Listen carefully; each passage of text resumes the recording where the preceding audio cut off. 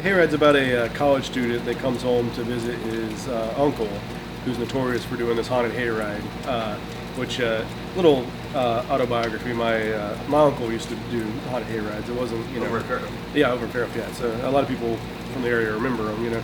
And so just like that, he's coming home to visit his uncle. He was raised by his uncle. His parents died when he was younger, and he's bringing the girlfriend in tow. So we used to say that if it wasn't a horror movie, it would be a romantic comedy. So and then we throw the horror stuff in there.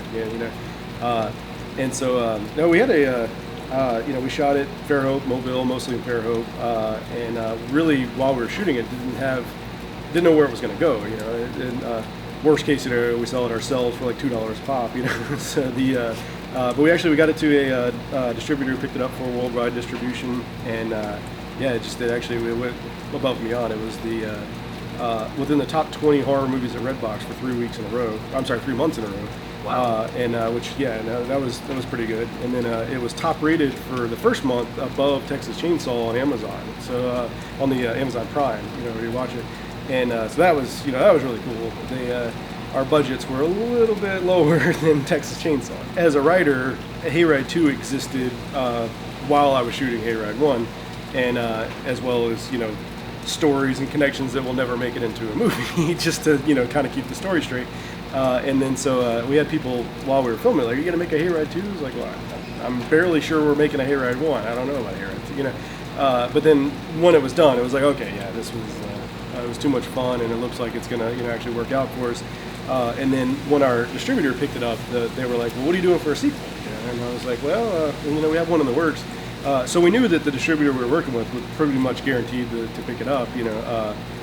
So that was refreshing and good. And then it's kind of the age-old tale of finding people to invest in your movie is easier once you've already done one. It turned out to be absolutely true, because it's like we could show them an actual physical product of what Hayride was, and you can hate it or you can love it, but I mean, we stretched every dime out of the budget, so it looks better than it should have. So talk a little bit about our composer. We got a composer named Fleetwood, and we actually just released a little teaser track that he did. And his music is bringing so much to the movie. I mean, it's like a Hollywood blockbuster.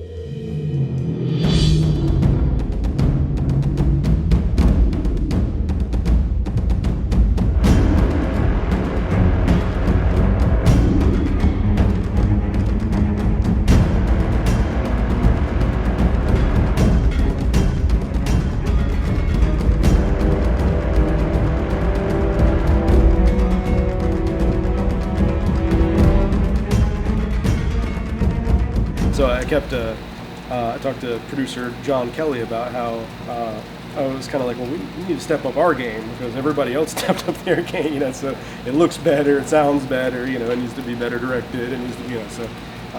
But I think it definitely it's an improvement in a lot of ways, especially production-wise. It becomes a legend.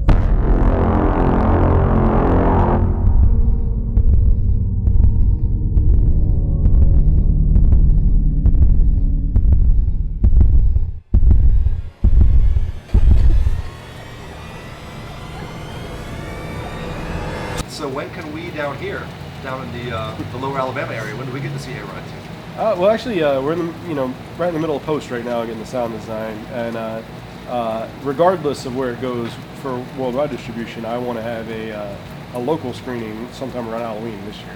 Only feels right. We had talked about with one of the local theaters last year doing a double feature, Hayride 1 and 2, back to back, which I think would be. It's kind of interesting because the second one takes place seconds after the first Hayride ends, so it blends kind of well.